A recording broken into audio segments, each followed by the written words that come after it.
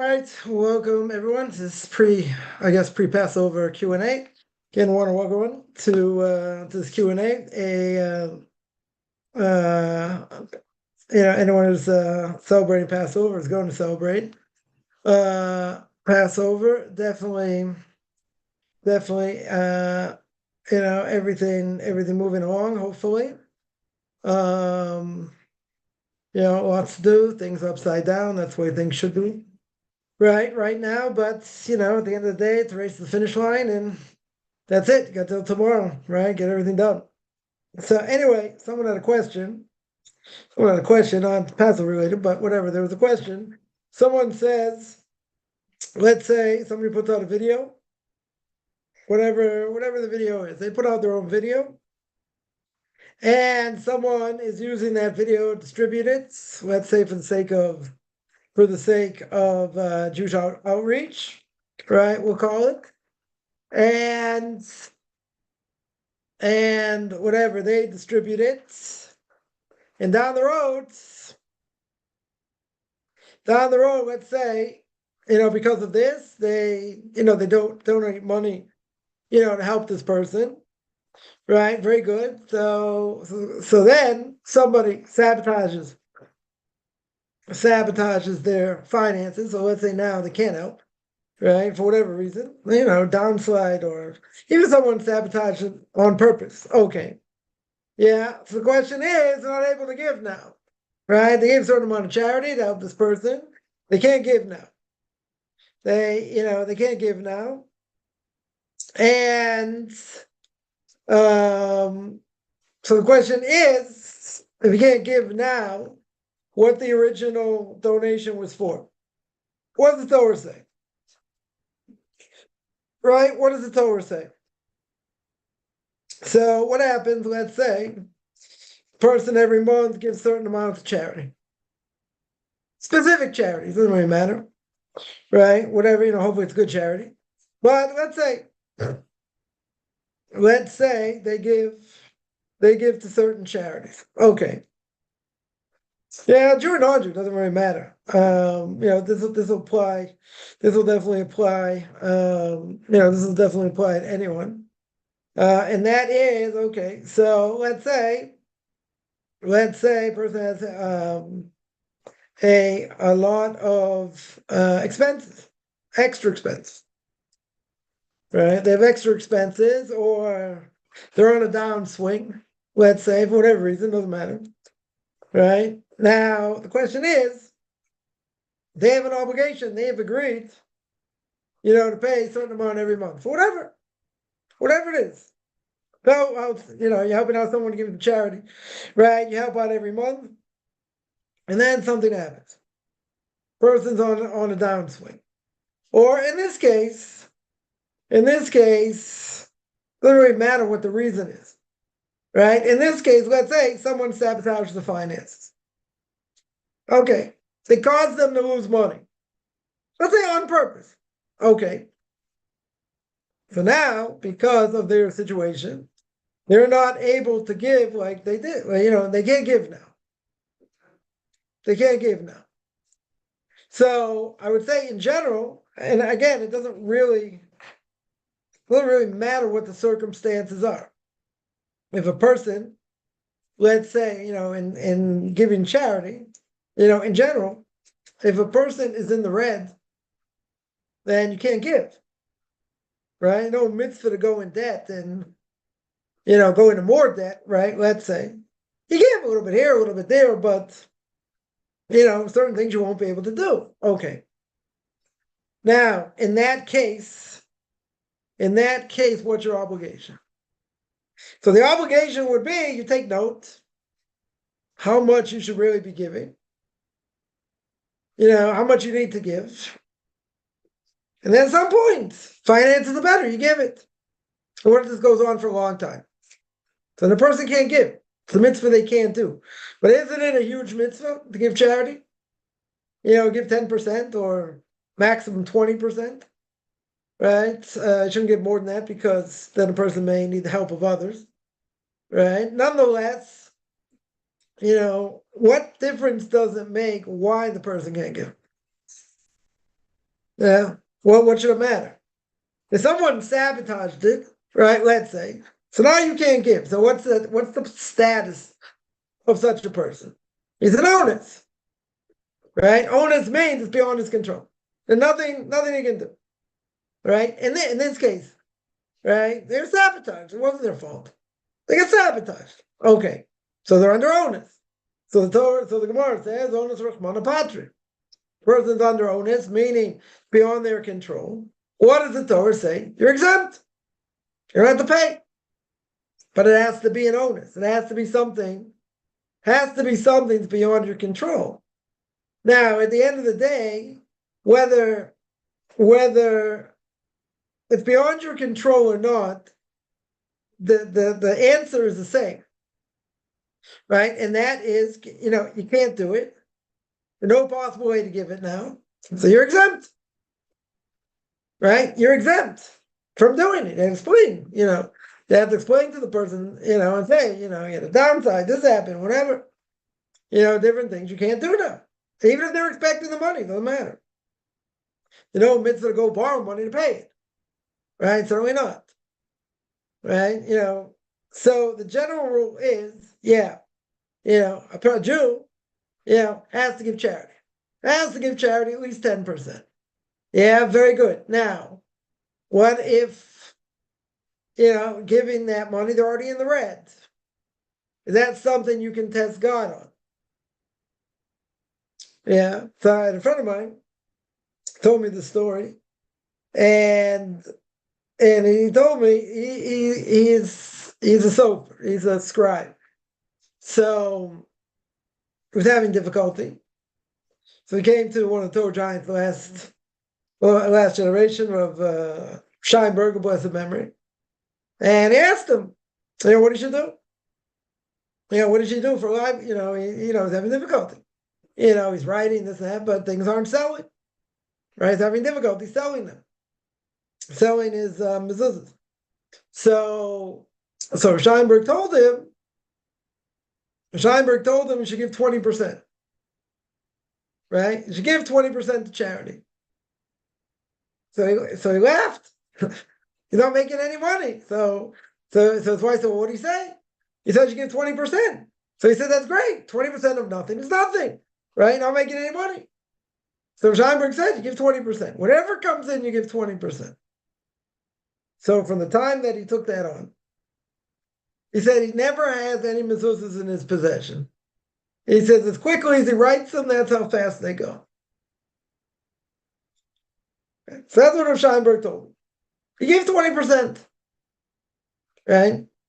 Now, in general, that is something we can test God on. Right? But I would say you can only test him if you're actually in the positive. If you're in the negative, and every month you're in the negative, you got to go further in the negative. Right? Here in Israel, it's a kind of not really, I wouldn't say call it a catchphrase per se, but a person will say, well, if I'm already in debt this amount, okay, so I'll go in debt more. Right? If I do this, if I do that, whatever, I need something, whatever, so I'll go in debt more. I don't know if it's a smart way to do things, right? But there was a few years back, I remember this, that, how do people survive, here? In general, they go in the minus. Now, obviously, to go in the minus in the bank, right? You have to set up a certain amount of money there so you go in the minus. But, if it's a person goes in the minus, it's expensive to do that.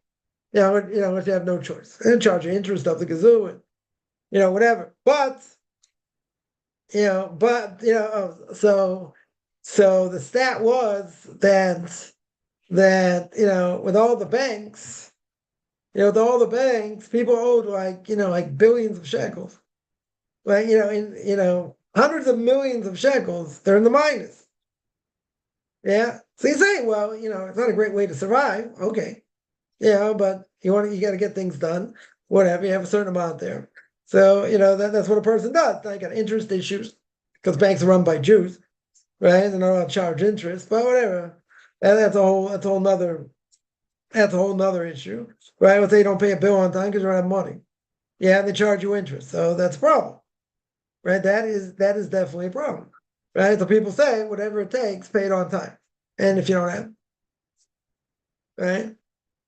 They say, well, borrow money because it's it's a very severe prohibition. Okay, well, if you can't, if they pay it later, whatever. There are issues, and outside of Israel, it's much easier because banks are run by non-Jews for the most part. So I mean, there are some, like again, we have some lenders that are Jewish and they lend with interest and whatever. So okay, right? There are issues. There are issues, but if a person's in the red, they're in the red, right? So I would say, so a person wants to give charity, very good. What if you can't? You can want all you want, you don't have the money to do it. Okay, right? So what do? You got to take notes of how much you made. You take off 10%. That's the money you owe eventually when, you try and pay as much as you can of it, right? That's what you're trying to do because you owe that money, right? A Jew owes that money. Now, a non-Jew, right, in this specific case, it's the same thing as a Jew, right? It's the same law. In other words, they gave a certain amount to somebody every month. They didn't have to, right? I think there's a mitzvah for non-Jews to give charity, but they don't give 10%, right? Give as much as they want or as little as they want, right? It doesn't matter. But in this case, they were going to help support someone every month. Very good. Yeah, now they can't. And again, it doesn't matter whether the person was sabotaged or not, right? That doesn't matter. That is irrelevant.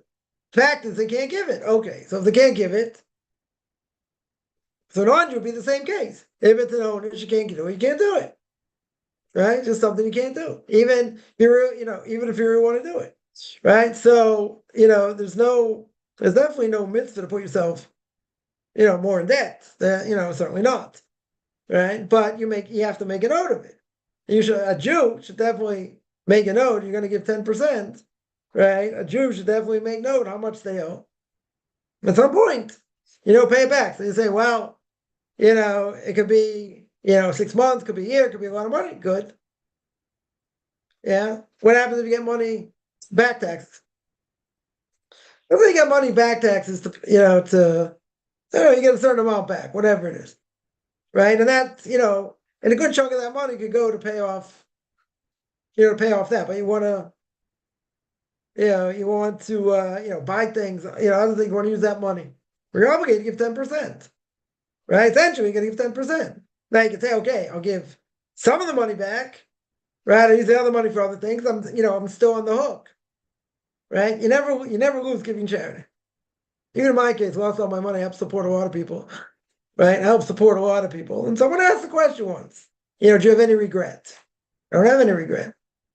Right? And if I would say, or anyone would say they have regret, doing any mitzvah, you lose all the mitzvahs, not just that one, you lose everything. Right? You never want to regret doing mitzvahs.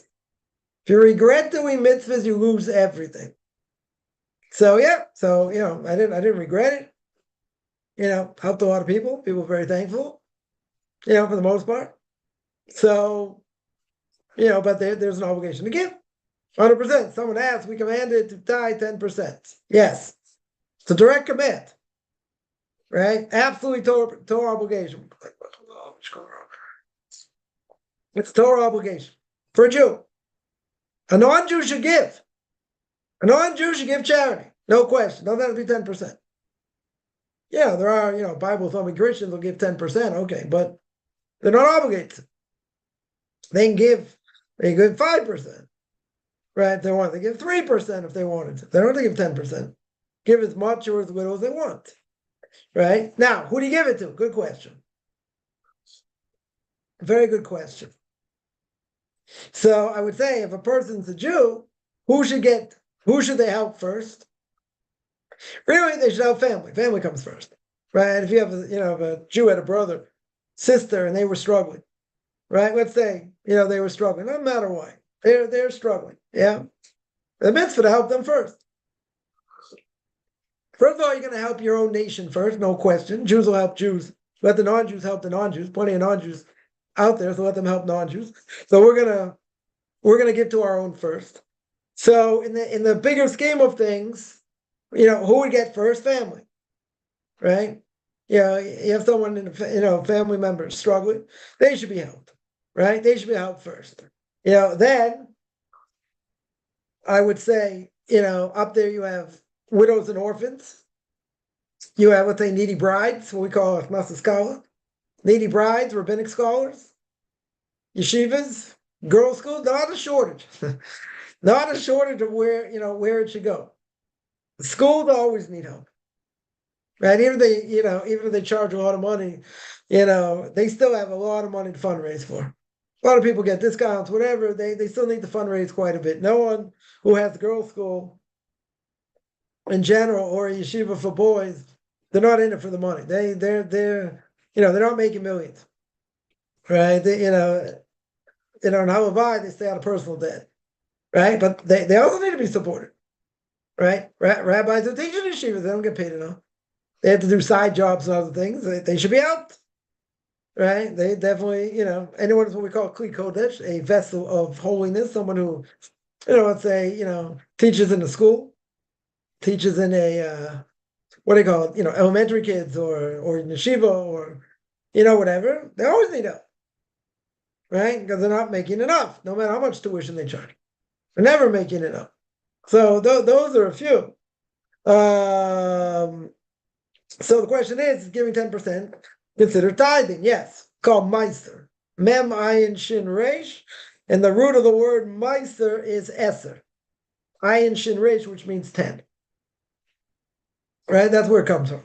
That you give 10%. So basically, whatever a person makes, if they're making, I don't know, they're making $50,000 a year, let's say. They're making $50,000 a year, right? So let's say better. They're making 60,000, right? So it's 5,000 a month. So let's say they're making 5,000 a month. So on the, right off the top, 500 should come out. Some people have separate bank accounts for this. In other words, they have, they put in a separate bank account for miser. So whenever they give, they don't mix it with other money. A person made $100,000, right? Or let's say 120,000, even better. So they're making 10,000 a month. So $1,000 will go to charity, right? Now again, if you're not getting one shot, you get every 2 weeks, or you get paid, once a week. So a person would take off, and give it direct, right? Or whatever, put it to the side and decide where it's gonna go. There's not a shortage, of places for where where money should go. Tornus Rufus, I think Tornus Rufus, that's Rabbi Kiva. He asked him, if your God is so powerful and he can support the world, why are there poor people among the Jewish people? Good question. Rabbi Kiva answered him, so people who have means, I don't mean have to be rich, but so in general, people of means will be able to have a portion of the world to come. Because they're obligated, a person makes more money, they're obligated, to give more charity. They want to give 10%, that's also fine. But if someone's making $1 million a year, that's $100,000, right? Give or take, or 100, 1.2 million, 100,000, is whatever, millions, $100,000, 10%. Yeah, so it's $100,000. So obviously, they'll give more than someone who's making a lot less than that, right? And they're obligated to. A person's making even more than that, they're making millions. Yeah, a good chunk of it's gonna, 10% has to go at least. Has to go to charity. Person wants to give 20%, they can give 20%. They're allowed up until 20%, right? But if they give more than 20%, then it might be dangerous. Person might be using too much money, and then they might need help from others, right? But certainly 10%, right? Certainly 10%. But it should be, given to worthy causes. Yeah, definitely to worthy causes. Yeah, I know of a story that someone told the story before. Someone who helped a Jew who helped raise $100 million for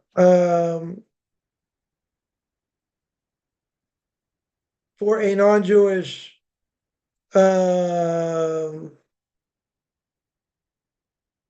for a non-Jewish charity. All right, that's what they did. It was for a non-Jewish charity. So they helped, they helped raise that amount of money. So it was their money, it was other people's money, whatever, it doesn't matter, right? Doesn't matter. But they helped raise, they helped raise $100 million for a non-Jewish charity. Now, at their funeral, so they gave a lot of other charity, as well. But imagine, imagine what that amount of money could do. What it could do, for Jewish institutions, for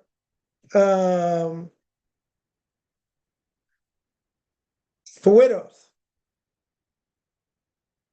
for orphans. Imagine, right? Imagine what that could do.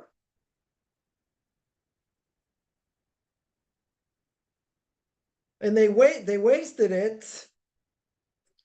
They wasted it on,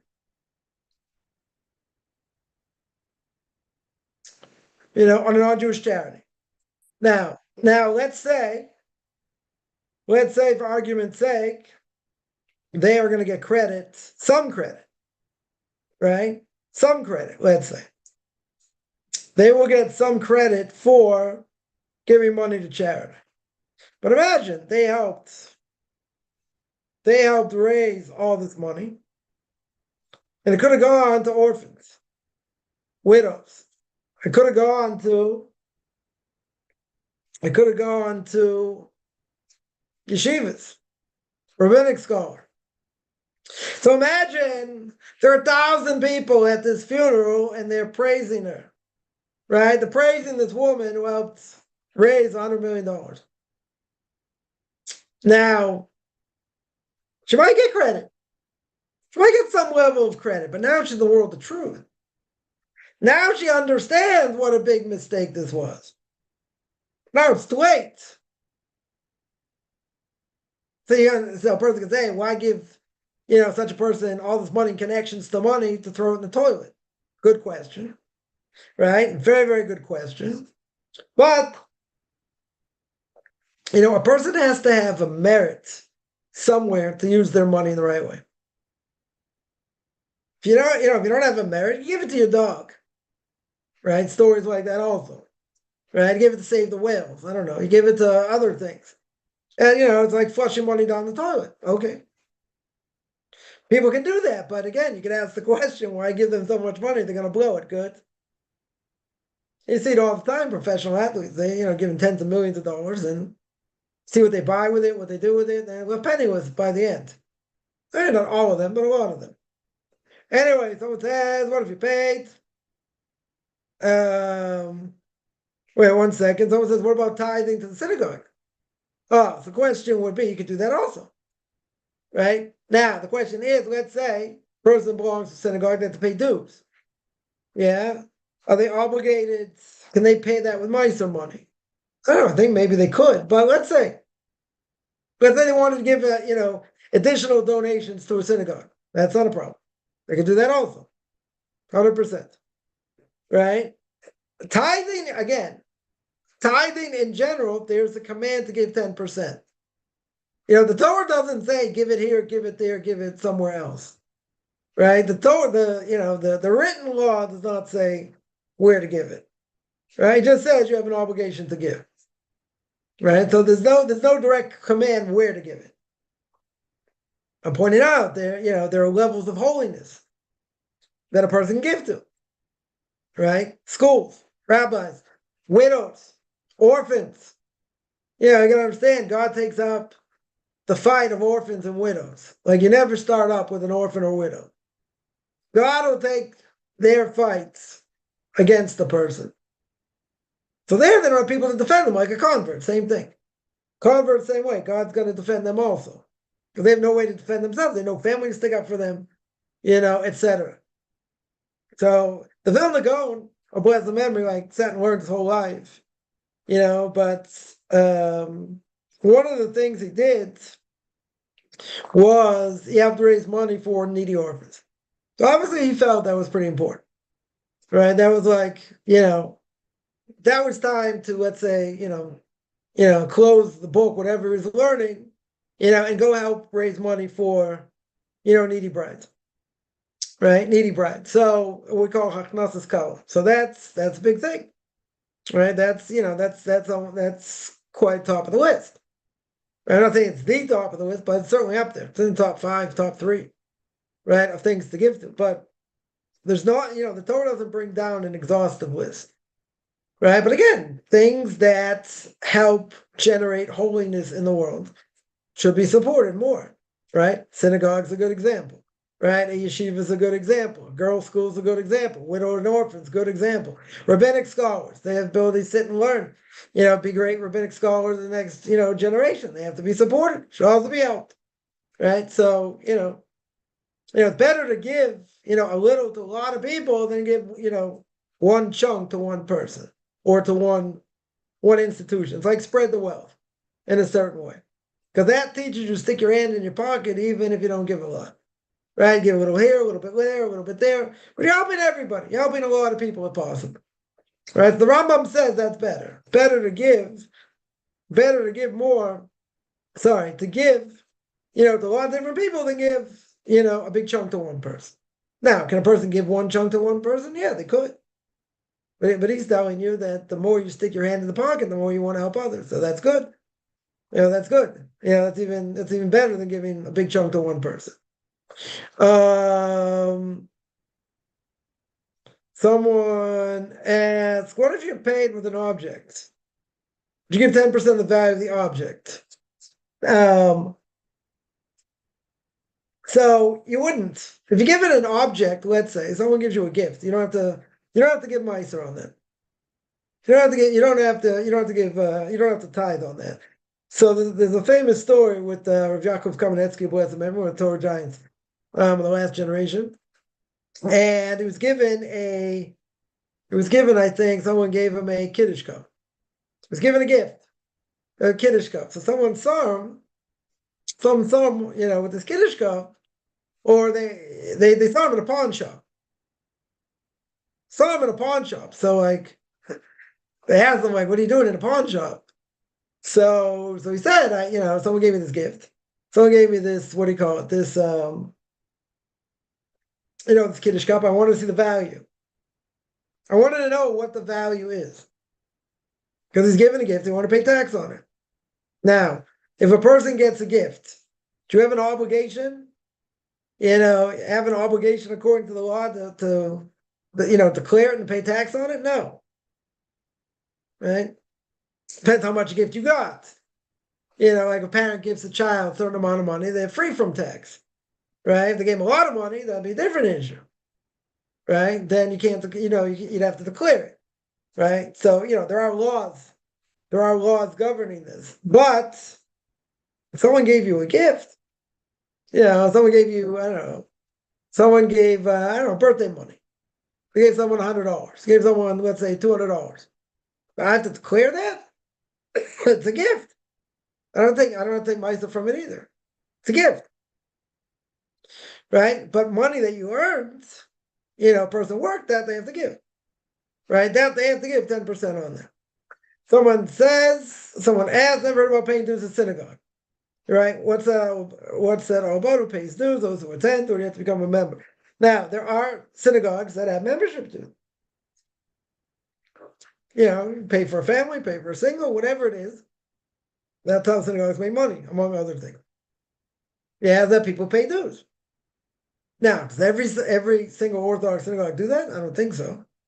Probably not. They probably want to make, I want someone to make some sort of donation because it helps them go, right? Helps them, offset the, bills that have to be paid, right? So I would say, there are synagogues out there, certainly, do charge dues, a lot. I think it's a minority, of synagogues that don't charge. And again, they have rabbi salary to pay. They have, other things they need to pay for, basic things. So, you want to ask me, does every synagogue do it? I can't say everyone does. But I would think a lot of them do because that helps pay for upkeep. So upkeep of the synagogue. Now, I know some places charge an arm and a leg. Yeah, someone told me, in a Reform synagogue or a conservative synagogue, sure, it doesn't matter, but I'll just make the point that, someone made a claim that, dues are, very high. Dues are very high, so a lot of young people, can't afford it, so they belong to synagogue. That's their claim. Maybe some don't belong because of that, because they can't afford to. Okay. I think the vast majority don't belong because they don't want to belong. It has nothing to do with money. It's just not something, that's important to them. So they won't belong to a synagogue. I would agree, if they're charging an arm and a leg, there will be people that won't be able to afford it. Okay. That I hear, but that's not the majority reason.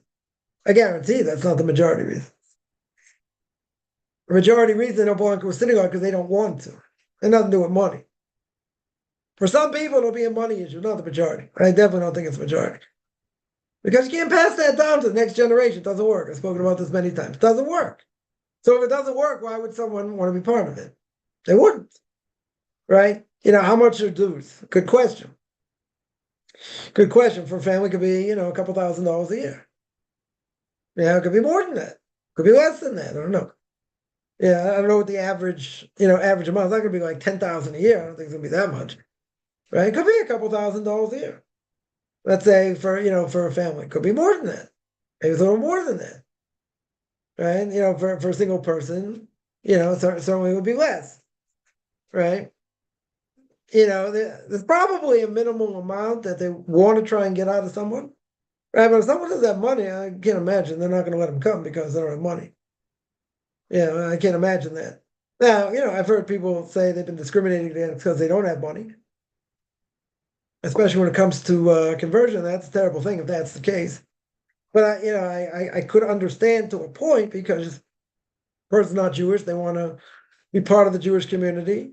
They're strapped financially, so they're going to be a burden to us. So why should we convert them? I'm not saying everybody. I'm not saying they don't mean well.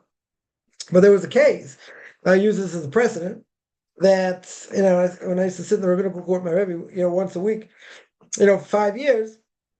So one case came in of someone who was dressed up like a Satmar Chassid, dressed up as a Hasidic guy, and he'd been living in Europe for like 10 years, and he didn't work. Thought he supported himself. He went from community to community collecting for his family. It didn't work. So after a while, they told him, one particular community told him, listen, we don't mind helping you, this, that, but you have to go, you have to go to Jerusalem to this rabbinical court to convert. Right? And once you convert, so we have no problem, helping you. So this person came in front of the rabbinical court. They started asking him all kinds of questions. They didn't like the answers that he was giving. At that point, I wasn't really dealing with converts either way. But my Rabbi did say pretty clear. He said, even if they like the answers that they got, I said, this person is going to be a drain in our community. This specific person. So he said, why do we have to convert him? Let others deal with him. Right? In other words, what is something that a rabbinical court wants to see? They want to see you can move to a Jewish community. Right? It's probably the hardest thing for a non-Jew to do. Be part of a Jewish community. They want to see you're financially stable. Doesn't mean you have to be making, millions of dollars. I don't care about that. They want to see you're not necessarily going to be a burden on us. Now, could be a person becomes Jewish, whatever. They have financial issues. Okay, so then the community will come and help. But again, if the Jewish community would allow everyone, so many people to come in, and they're going to be a major burden to the Jewish community, everyone's going to want to join, right? Who doesn't want to help these days? Everyone want to join. Why not? Look, the Jewish community is so nice. Look, they help. They give you this. They give you that. They give you the other thing. Beautiful, right? It's okay. So you have to keep their laws. Very good. So whatever they're going to keep, they're going to keep. But yeah, there'll be a burden to us. There'll be a burden to us.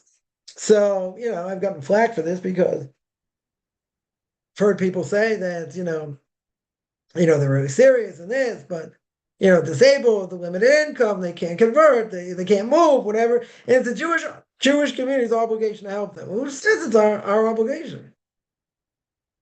If someone moves, whatever, they need help. It's one thing. We're gonna give like someone takes a job somewhere and they get money to move, right? The company pays for them to move. Okay, right? That makes sense. That makes sense. But in this case, now there are a lot of people that want to convert, have financial issues. They certainly can understand, right? Now, it'd be a great thing. Someone raised a lot of money so these people could be helped. But in the Jewish community, they're gonna say, "What do you mean? We're gonna worry about our own first." That's one thing. They convert, they're part of the Jewish people. Okay, so they deserve to be helped. They're not part of the Jewish people. Like, why raise money for non-Jews? So many Jews who need help. That's for sure. That's for sure. I see these campaigns all the time. Especially during Passover. Needy families. Whatever. But plenty of other cases. Plenty of other cases. Someone sick. They need an operation. It's going to cost tens of thousands of dollars. They're going to fly here, do this, whatever. They got to raise the money. They don't have the money for that. Right? Plenty of things. People knock on the door all the time for all kinds of things. For many things. So, people deserve to be helped if you can help them. So if you can be helped them now, someone could say, well, aren't there fraudulent people out there? Could be. Could be. So in a lot of communities, you have to have a letter, from, a certain organization that's going to vet you, that's going to say you're the real deal, that, you're under hardship, whatever, and that, you show this letter and people should help you. Okay. But if you let any Tom, Dick, and Harry come in, they're like, you have no idea. Tell you a whole sob story, right? Let's say it's not true. And they're scamming people. Yeah, it's a problem. It's a problem. So, in a lot of communities, they won't allow it. They say, if you don't have this letter, you can't collect. You can't go to people to collect. Right? So it is an issue. I mean, I'm not going to say it's not, I'm not going to say it's not an issue, right? It's certainly an issue, right? I don't think there's any. I don't think there's any question. About that. There is. There is. There are issues. There are definite issues. There are definite issues within the Jewish community, financial. There are people that, are suffering, right? That are suffering for any number of reasons. You get divorced women. They suffer a lot also. Ex-husband doesn't want to pay so much or whatever, and whatever, you run into problems. You can run into problems, people not making ends meet. I mean, today everything's a lot more expensive, right? No question. And, people go through all kinds of suffering. So, people should be helped. But, how do you know if they're real or not? Good. That's a good question. That's a good question. But, you gotta be careful what you give to, because there are people that don't deserve to be helped, right? So in the vernacular, we're gonna call that fraud. Because, and what happens, the question will be, someone will say, what if you gave to someone like that? And the fraudulent. Yeah, that's a good question. Right? It should never happen, but it's a good question. So okay. So you gave someone, you helped somebody, even though, they lied. Right? Even though they lied. So you tell me, well, That's not right. They're scamming people. Good, right? Okay, so but if you give to something that's not valid, right? It's not a valid, it's not a valid, charity. Then you run into problems, right? Then you run into problems. So I'll tell you my rule of thumb normally is someone's asking for money, you can say, well, isn't it embarrassing? Isn't it embarrassing? It's embarrassing, right? But there are people that that ask for money doing better than all of us put together. But okay, it's still it's still embarrassing to a certain extent. So I would say that if someone's asking for money, well, because they won't work, right? Either down on their luck or they have other issues or whatever it may be, right? But someone's going to do that. I mean, I would say it's I would say it's a tough thing. It's definitely it's definitely a tough thing. That someone's going to go that far, right? So I'd say, okay, if you don't really know who the person is, and they're asking for help. So I say, give them something. If you can give them something, am I going to give them, $1,000? I have no idea who they are, even if I could give it, right? You don't know who they are, right? You don't know who they are. So if you don't know who they are, right? If you don't know who they are, then okay, so give them something, right? You definitely give something, but I wouldn't give a lot. I certainly wouldn't give a lot. No question. But a person will give as much as they want to give, right? They'll do whatever they think is best. But so you give them something, okay. So let's say the person's a fraud. Okay. So I gave $1, gave a couple dollars. Okay. Right. If it's someone that's a different issue. Right. That is definitely a different, a definite, it's a different issue, right? It's very much a different issue. So, if a person does that, what happens? Okay, so you fulfill your obligation. You gave. The person's a fraud, right? That's what someone's going to say. Come on, someone's a fraud. Very good. Very good. So if someone's a fraud, you're going to say, well, I didn't fulfill my obligation. Okay. But you have someone. Okay. Even you're going to say, well, you didn't. You for sure didn't. So what do you do? So what do you do in such a case?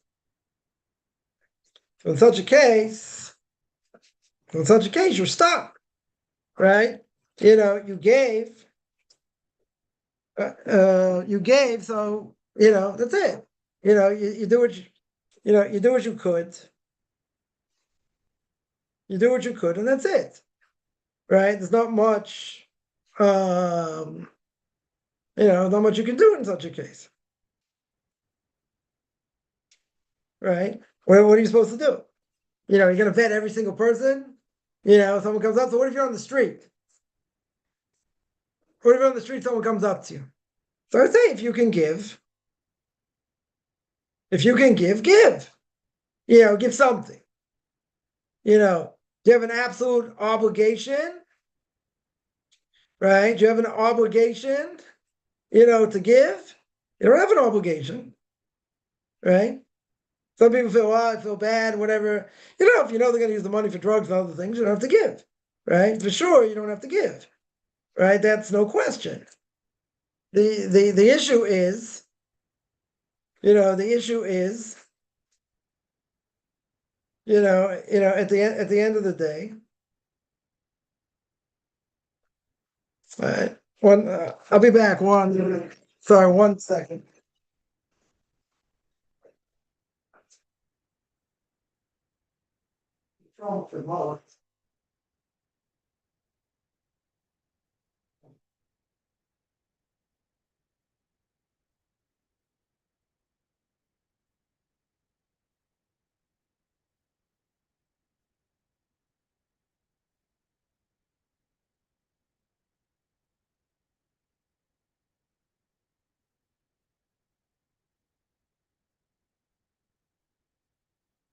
All right. Sorry about that. Just gonna fix one thing here. But again, in general, I would say that if somebody's pulling shtick and someone's lying, right? Let's say, right? Someone ends up lying, and you gave money. There you go. You ended up giving money to something you shouldn't have given to, right? Let's say it's okay. So you would fulfill your obligation.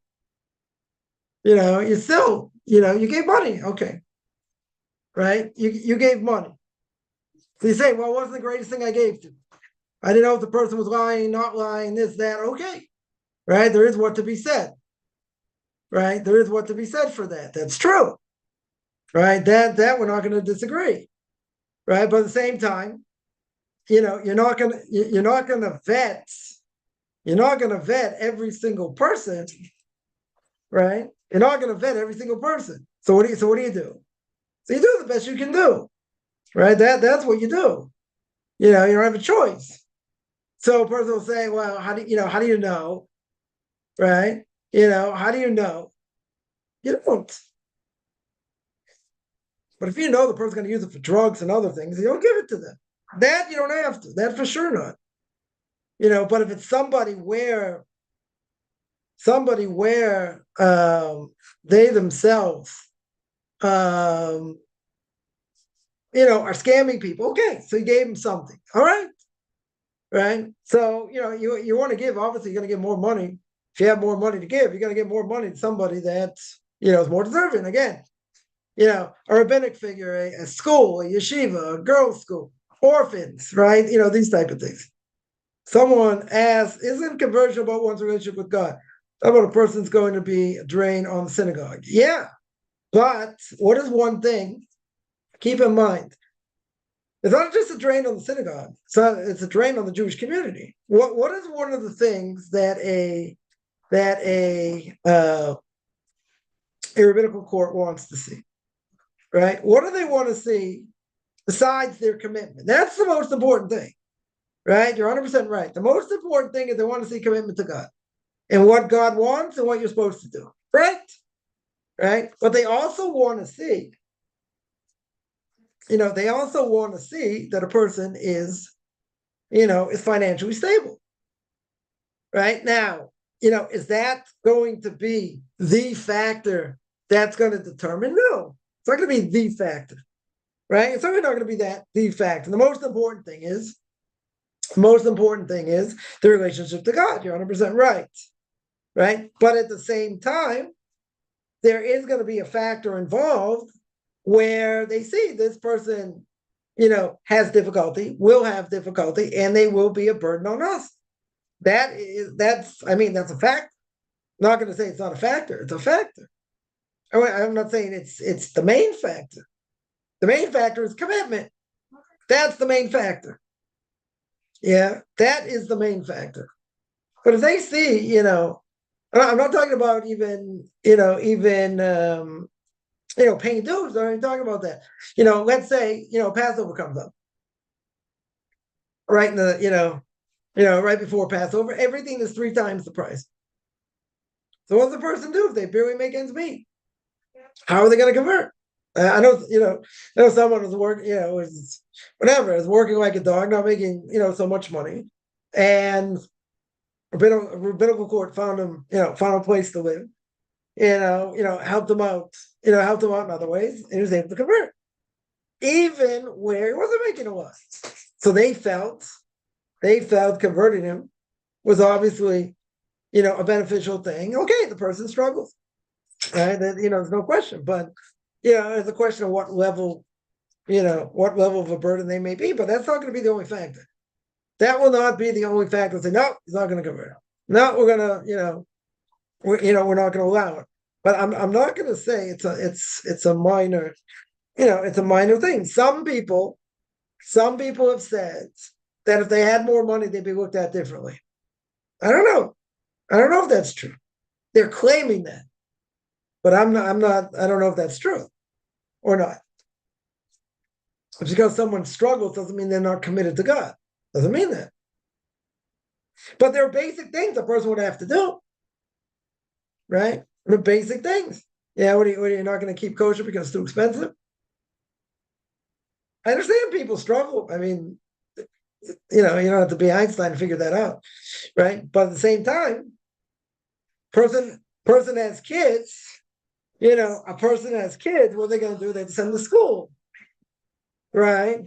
They have to send them to school. So what are they going to do? So what are they going to do? Not going to send your kid to a Jewish school. Can't homeschool them, right?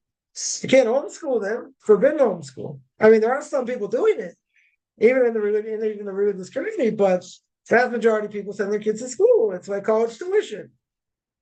It's college tuition. Expensive. Okay. Yeah, but you can't leave a kid at home. You say, well, I'll get tutors, I'll get this. Not the same thing. Most rabbinical courts will demand that if a person has kids, they go to a Jewish school. They have to go to a Jewish school.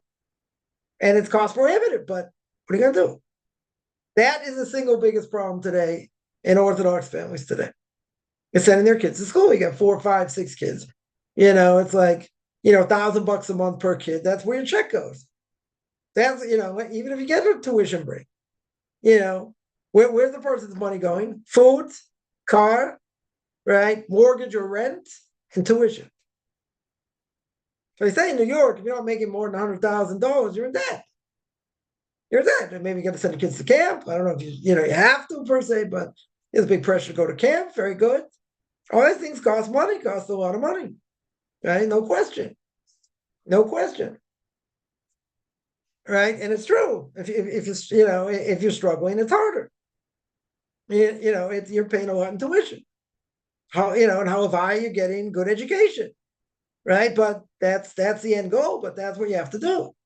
You have to, when I was in New Jersey 20 years ago, 17 years ago, or more. I was there for 3 years. So tuition there was cheaper than most places. But that time, 20 years ago, each kid was $400 per kid per month. That was on the cheap end. Yeah. Forget about tuition break. That's what it was. You have 4 or 5 kids in school. That's $2,000 a month just on tuition. You're not talking gas. You're not talking food. That's just tuition. So that's $25,000 a year. Give or take 24,000, whatever it is.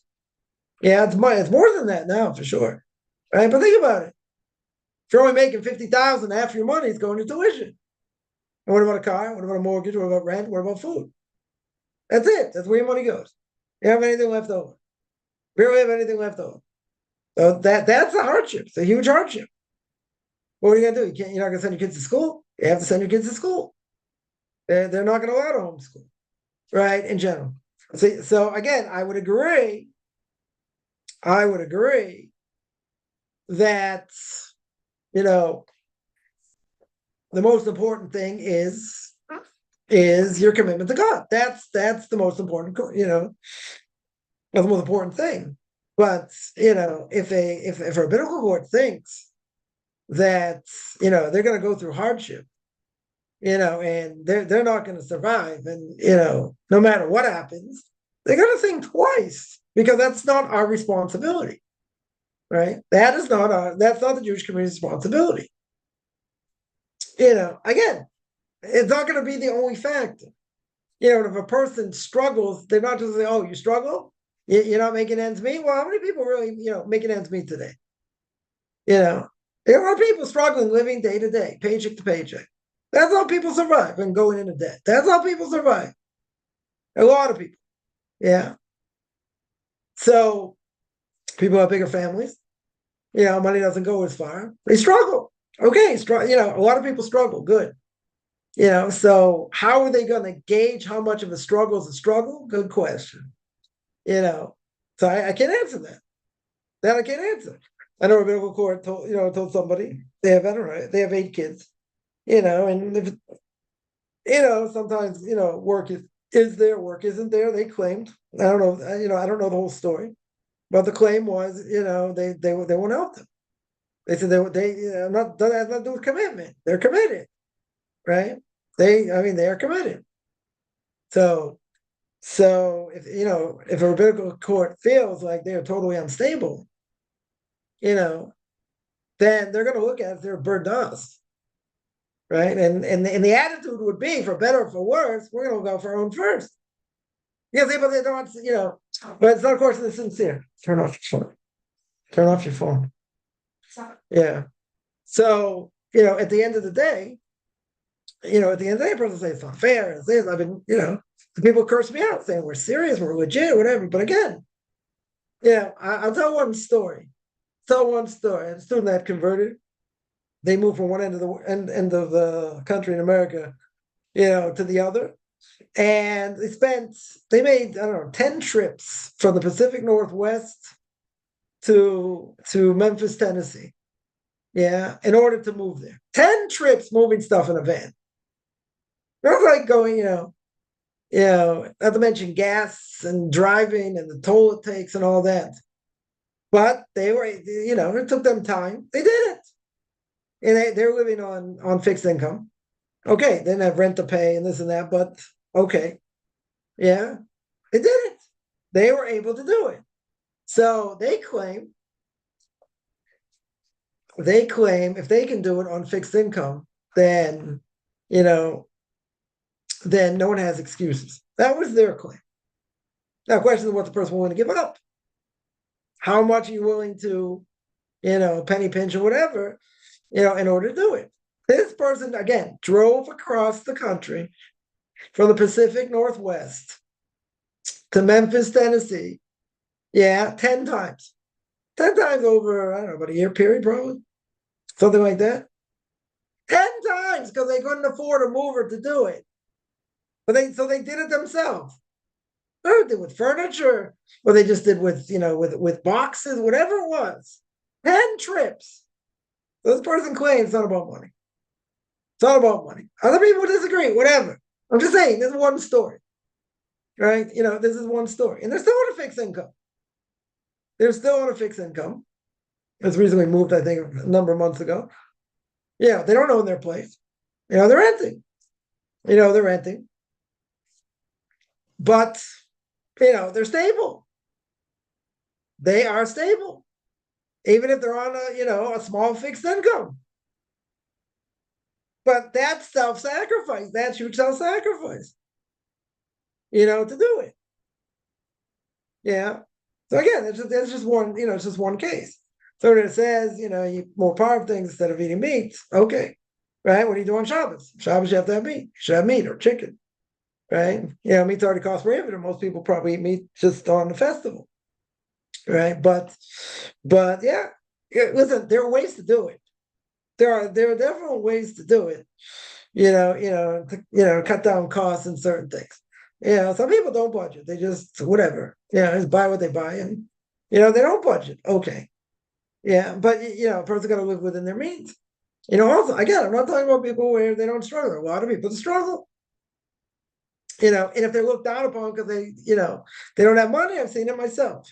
Unless you're a big rabbinic scholar or something that something like that. Or you have what to say. You don't care because I'm not saying you're a burden on the community, but you looked at different. That's wrong. It's just wrong because there's a Hebrew expression. It's called bala mea bala dea. If you have 100, people want to hear what you have to say. Anyone remember back in the day E.F. Hutton commercials, right? I don't know if E.F. Hutton still exists, right? E.F. Hutton, right? And everyone goes like this. They want to hear what they have to say. If they have money, people want to hear what you have to say. Who cares if you have money? There's a certain basketball player who would say, I got plenty of money. He still believes the earth is flat. Like, what do I care if he tweeted that? Looks like an idiot. Looks like an absolute idiot. But people have money. You want to hear what they have to say. It's nuts.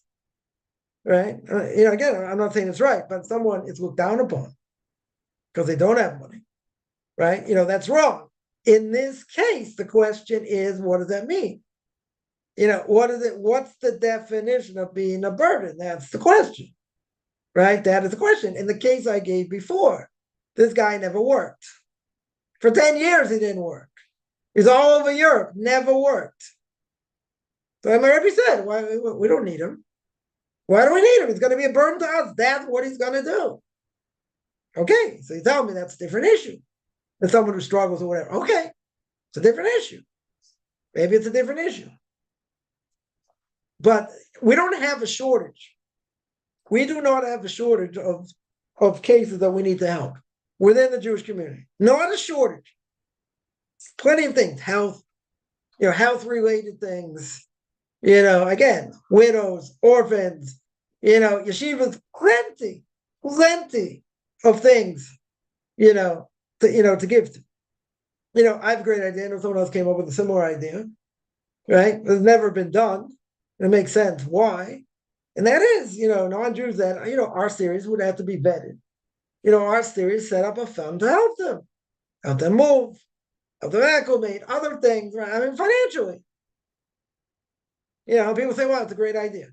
I know someone else, a friend of mine, is involved with converts. He said, yeah, it's a big problem. It is a big problem. But Jews are not going to give to it. After conversion is a different issue.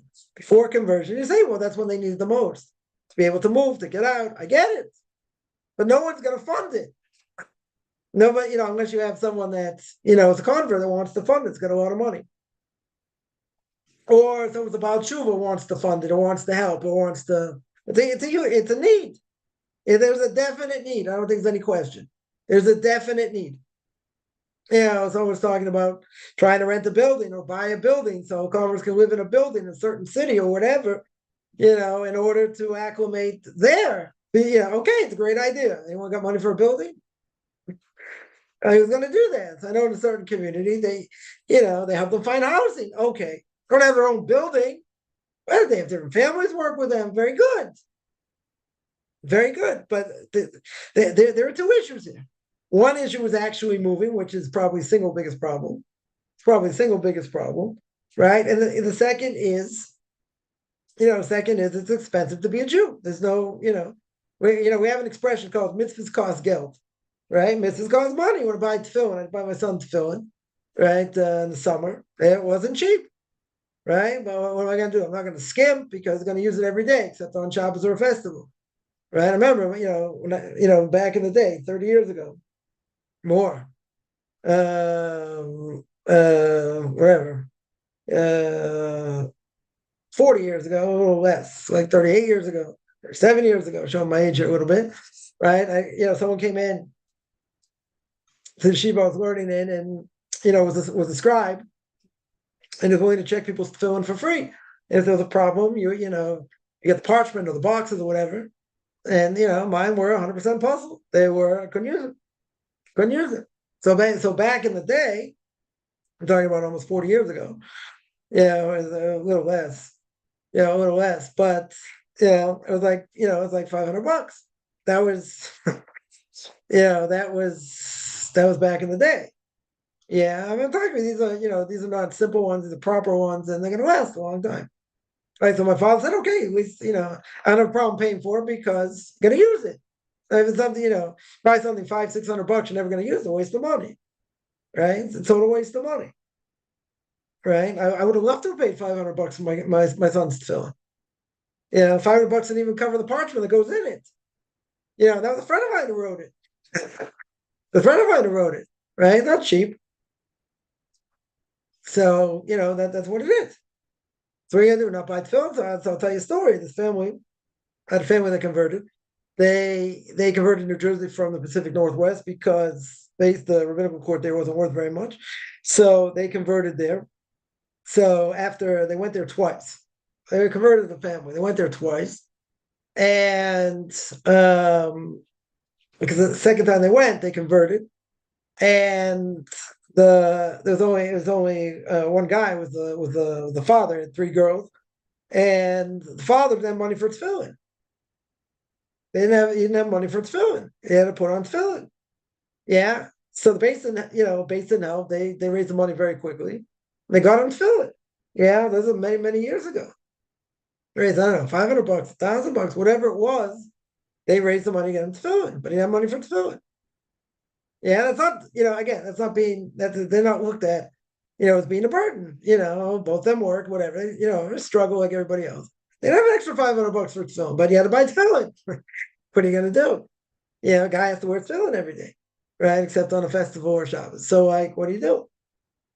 So they helped him out. They helped him out. But they, again, more, you see a lot more stories like that. You know how much money the people raised for soldiers that want to wear tefillin? When they went into Gaza, they raised millions, but they vetted people. They vetted people to say you're going to put it on every day. They had to commit to put it on every day. Because tefillin costs money. They're not going to get them like a schlocky pair. They will get them proper tefillin. It costs money. It's going to cost you $2,000. Let's say $1,500 a pair. $1,000 a pair. So let's say if you're lucky. Yeah, but they wanted people going to wear it. Okay, these are Jews. A different issue, right? A different issue. So again, that's the last thing a person should buy. If a person had money, they buy it ahead of time. Very good. They don't put it on until right after conversion. Okay. But yeah, there are people in tough situations. Come in contact with a lot of people that, they're unlimited income, fixed income. So what do they do? It's hard. It's definitely hard, but you can say, okay, you eat chicken maybe once a week. Okay. You eat meat, maybe a little bit of meat, whatever during the festival. Okay. But what do? You got a festival like Passover coming up, right? Passover coming up Saturday night. So outside of Israel, you got Saturday night, Sunday night, right? Sunday night to Monday night, right? They got 3 days, right? You're gonna have 3 days, right? So that's it's 4 meals. That's 4 meals. Now again, you have to eat meat at every meal. Some people don't like meat or chicken so much, so maybe they'll eat dairy. Okay, but there's a big mitzvah to eat meat, red meat, not just chicken, red meat. Yeah. So what do you say? A person can't afford it? Okay, the different organizations help different things. Okay. So what's the person going to do? What's the person going to do? It's a good question. A lot of people need help, right? Yeah, that's what I would say on that. But again, they are going to determine what's considered a burden or not. I'm just giving general definition. Someone asked, should money be spent on anti-Semitism? Go to people in need of education. Is money spent on anti-Semitism worthy? Good question. I see these things all the time. And like anti-Semitism, you're never going to stop. You want to have campaigns, make people aware. I don't think you have any problem making people aware today. Today it's very easy. Very, very simple to make people aware. Yeah. You don't even have to do it. People are aware. Okay. Now you're going to spend money. Yeah, you have organizations, which I think is a good thing, right? You have organizations, let's say, that are going to, their whole thing is to get rid of the bias, right? To show what the Arabs say and what the truth is. You have some organizations, that's their main function, right? Is to get the word out what the truth is. Okay, there's merit in that. I don't think there's any question there's merit in that. But if I had a choice to give to that or to give to needy orphans, or needy brides or a rabbinic scholar or a school, they come first. 100% they come first. Right? There's not even anything to talk about. Yeah, I think it's an important thing. I definitely think it's an important thing that the truth should get out there. 100%. Yeah. But it's not going to be in the top 10 things to fund or to raise money for. They'll find money for it. Right? It's a lot easier raising money for that than the yeshiva. Orphans, you can raise money for. Yeah. IDF soldiers, you can raise money for. Right? These are easy things. Easier things to raise money for. Yeah, my daughters were all bringing stuff from the States. Equipment, other things, all these duffel bags made, like all these connections. And she had, she was connected to a lot of people that were able to get the word out. And, they raised a lot of money for this, to give toys and different things to, kids of families that, their fathers were fighting or whatever, different things. That's not a hard thing to give to. That's not a hard thing to give to. You want to give to, a girls' school?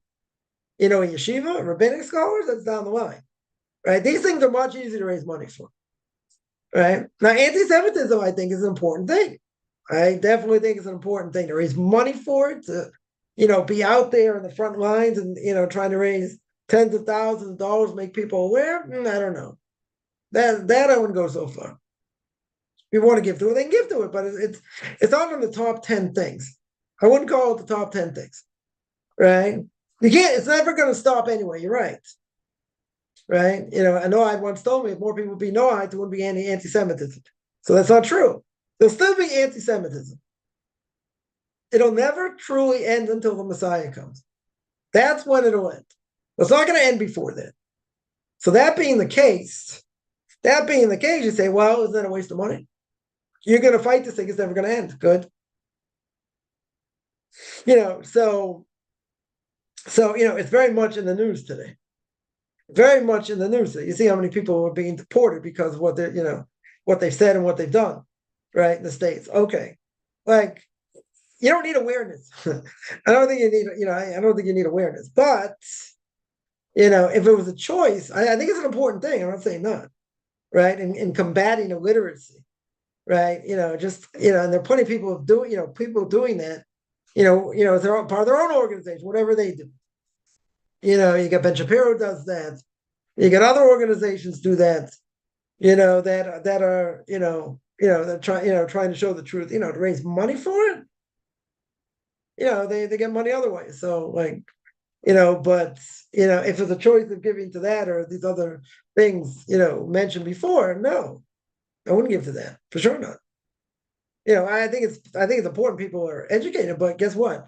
There's so many people screaming from the river to the sea. They don't know which river or which sea. They're just ignoramuses, total ignoramuses, bunch of thugs also, right? So the people who need to be re-educated are not being educated.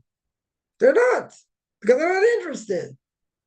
And that, there are other people that, they want to see the truth, and they want to know the truth. But again, I'm not going to say it's a majority by any stretch.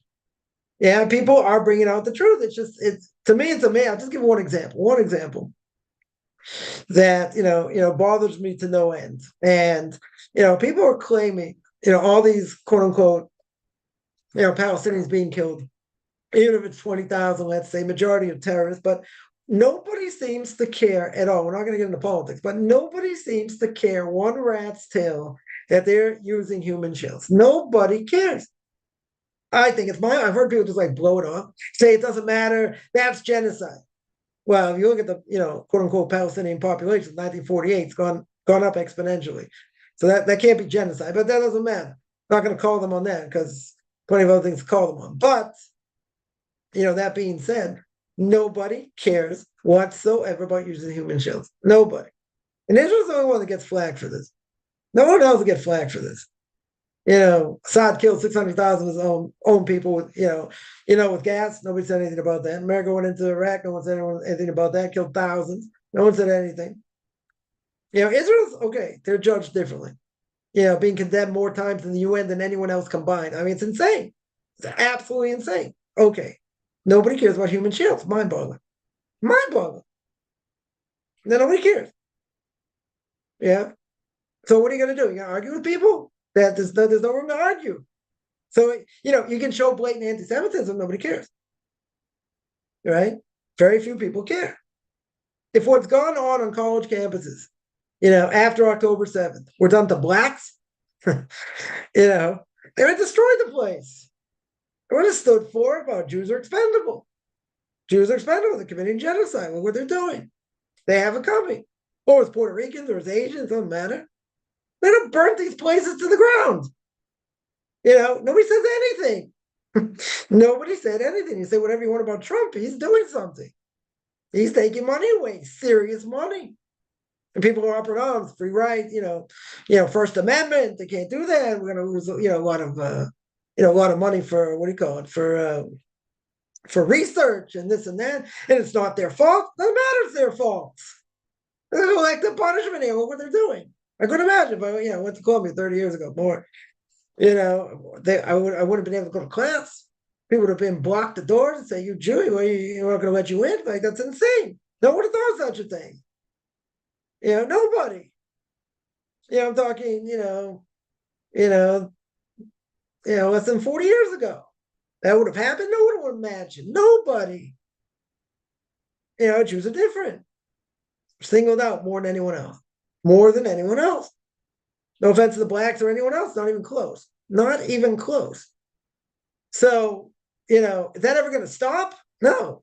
Probably get worse before it gets better, right? But if there were more Noahides, yeah, it would be less. It wouldn't disappear, right? Don't make that mistake. It'll never disappear. Esav sones Yaakov. Esav hates Yaakov. That's it. It's going to be there forever. Never going to change, right? The famous story of Rabbi Rucham, who was the Rucham Lubavitz, of blessed memory, was the spiritual mentor of the Mir Yeshiva. And he brings down this case, brings down in his classic work, Das Torah, on the Parsha, on the Torah portion of the week. And, in that Parsha, he tells the story, two kids, two non-Jewish kids were playing ball. And ball flew over the head of one of them. So he went to get it for them. He bent down to give it to this kid. This kid, I don't know, 5, 6, 7 years old, whatever it is. He took the ball back and he smacked him in the face. He didn't do anything, didn't make any gestures, nothing. He smacked him right in the face. So Rabbi Yerucham said it, like what happened over here? And he said, that's what it means. Esav sones Yaakov. It's in the air. It's in the air. The famous story of Rav Chaim Brisker. Rav Chaim Brisker, blessed memory, was father of the Brisker Rav, the Torah giant, more than 150 years ago in the city of Brisk. And he says, if I'm walking down the street and a non-Jew doesn't come and pummel me, he said, why not? Why does it come and hit me? Because of this idea of Esav sones Yaakov. I'm not going to say by everybody, right? But he says it's in the air, so why doesn't he do it? He says, either God is saving me, right? So it doesn't happen, or they're just lazy. One or the other. One or the other. He'll say, no, not everyone's like that, this and that. Like, people's true colors come out. They come out, right? And you see it clear as day. You see it, you see it today. And you had 1,200 people got massacred. Massacred. And they say it's our fault. We brought it on, and that's the right way to do it. You want to fight against the army, fight against the army. Right? What are you taking civilian hostages? What are you burning people alive? Killing babies? I mean, it's insanity. It's insanity.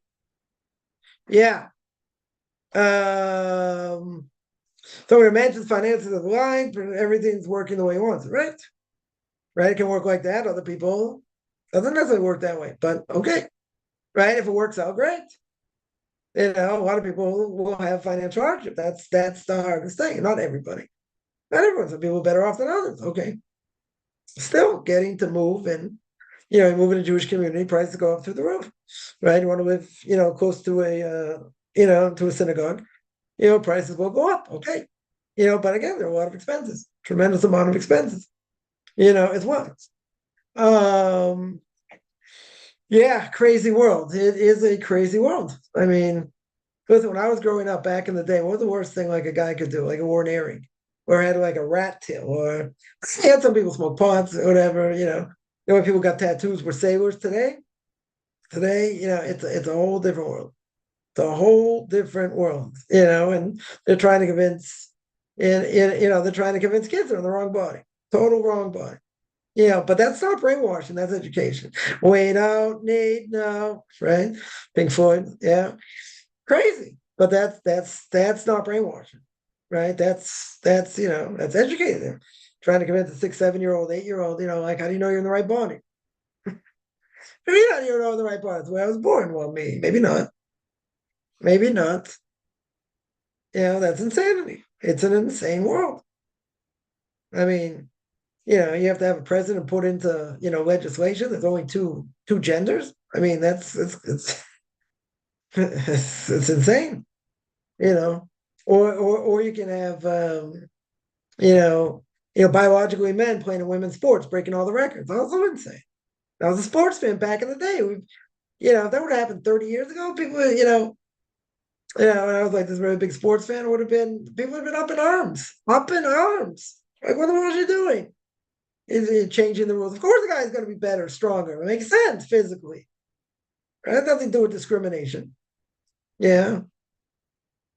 Someone got, in a volleyball game in college, where got clocked in the head by a guy in women's volleyball. Whatever. I mean, it's, other people, in certain sports, they just forfeit it because playing against a biological man makes sense. But like you need legislation to say there are two genders. I mean, it's in the same world, total insane world. Yeah, let me see other questions here. At least now I can get to them. Let's see.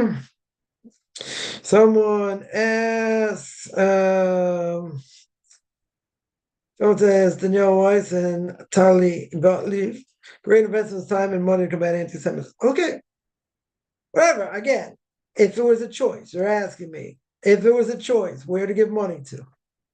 A yeshiva, girls' school, rabbinic scholars, needy brides, or orphans and widows, that doesn't even come close. They can do it. I'm not saying they can't do it. Person wants to give money to it, good. But it doesn't come close. Doesn't come close because it's, they can do a great job. Not, I don't know who they are, but okay. And I know other people, who do it. Okay. Yeah, I'm just, the question was, is that where money should go? Should you help support them? And plenty of other causes, I would say, to help first. Yeah, if you want to help them as part of it, you could. Not saying not. Not saying not. What would be the world like in the days of the Messiah after the coming of the Messiah? It's a good question.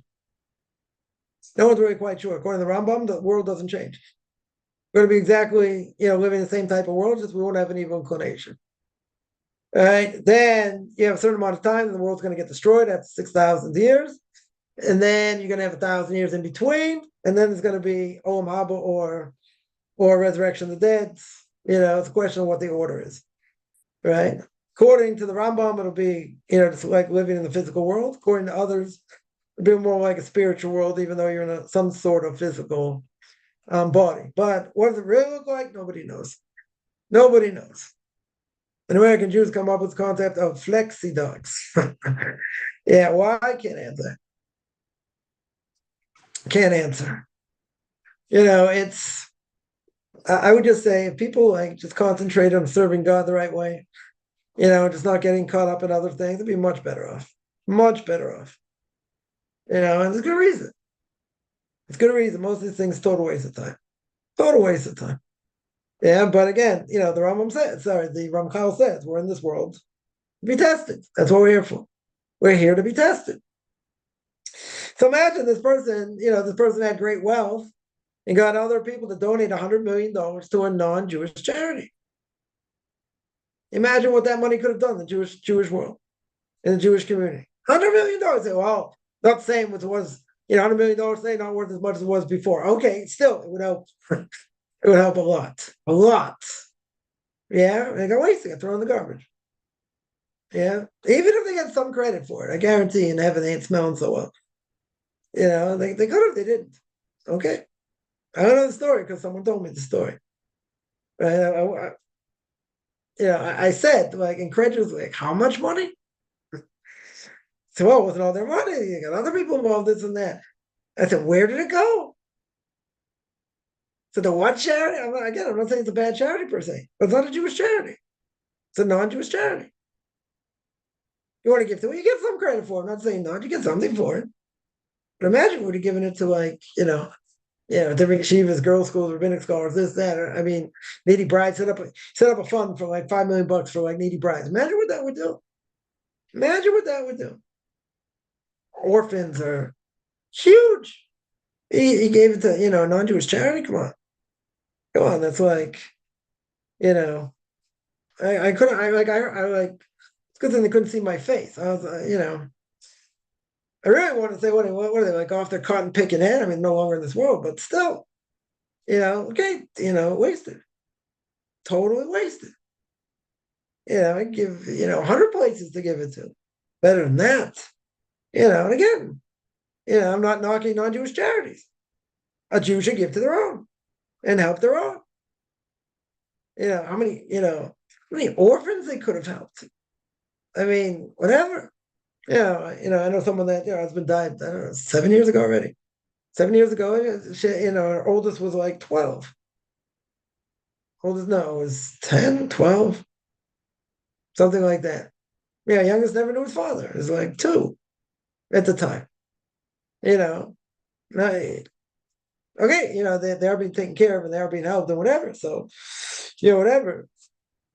Still, People like that should be helped. Their organizations that, if they're a widow, they take them away for Passover. They're like, they go somewhere, the kids are all taken care of, they have all these, fun activities to do and this and that. Okay, but they don't have a husband. They suffer in other ways. But people like that should be helped. Give it to a non-Jewish charity, really? Again, I can't I can't, I'm not gonna answer what people do. But I guarantee in the world of truth, they're kicking themselves. That could have been their own harbor right there. Could have been their own harbor. Could have been, they could have a nice, cushy position in the next world. Imagine, they blew it. And we're all going to say that we blew it for different things we've done and what we could have done and reached potential and this and that. They blew it in a major way. Now, they gave to Jewish charities, right? This person did give to Jewish charities. I don't think some of them are worth very much, but they did. Okay. They raised $100 million. Again, it wasn't their own money. So what? They got other people to give. I don't know if they're all Jews or not, right? It doesn't matter. But they probably were mostly Jews, but they gave all this money and flushed it down the toilet. I can't imagine the pain. That's part of what Gehenna is, of what hell is. Knowing what the absolute truth is and knowing you blew it. You just blew it in a major way. And all the people, whatever. Wasted.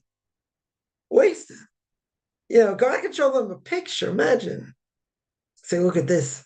Look at this person, this organization. Look at that money. Look what this money could have done for them. Even a small amount, $100 million, a lot of money. Yeah, 500,000 here, $1 million here, 10 million, whatever it is. What you could have donated for? Yeah. Everyone's going to have that aha, hopefully not. But a lot of people are going to have that aha moment back, when they see, absolute truth. When they see what absolute truth is, they're just going to kick themselves as much as they could. Yeah. That's the pain. That's part of what the pain of hell is. It's the embarrassment. What you could have done, what you ended up doing is painful. Painful, can you imagine? Like someone got their hand, caught in the cookie jar. So they can't deny they did it. They have to admit they got their hand in the cookie jar. So they have 10 reasons why, and God's going to knock them off. Knock them off. It's off. I would have known. It's too late unless you come back. Unless you come back in a reincarnated soul. Okay. It's a sad reality. We're all going to hear this, to a certain extent. So you want to get all the embarrassment now. You don't want it later. Later is much more painful. Much, much more painful. There you understand what absolute truth is. And you got to face the music. You got to face the music. That's going to be painful. Now, again, depending what a person does, what a person's done. I just can't imagine the pain this person probably went through, after that. I can't imagine. The praise they're getting at their funeral and different things, a huge funeral, blah, blah, blah. Okay. Yeah. Now, but they know what the truth is. So now they're in all this praise. They know it's a lie. They know it's a lie. They know they're going to get flattened like a pancake now. Because they blew it. There's nothing to do. The only thing they potentially can do, which probably won't happen, is be given a second chance to come back, but it's probably the last chance. Anyone who's in this world today is probably the last time they're going to be here. Not going to have another chance, most likely. Most likely. So that's it. That's they have to pay the price. However that price is whatever that price is going to be, they're going to pay it. Right? They're going to, however it's going to be. But the sheer embarrassment is mind-boggling. I think it's mind-boggling. And there are people out there that they'll take something from someone else and say, oh, look, I'm going to take this lulav, I'm going to shake it with all the intention, but it's not yours, you stole it. So it's not a blessing, not even a blessing. I mean, it's a blessing in vain. You're taking something that doesn't belong to you. Imagine, so you think you're doing God's gift to the world, or you got money illegally. And now you're giving money, you donate to different things. But you got it illegally. And money's tainted. Yeah, but they think they're God's gift to the world because, they're giving this money, whatever. Yeah, any other questions? Boy, positive things there. we're speaking about positivity. Yeah. Any other questions?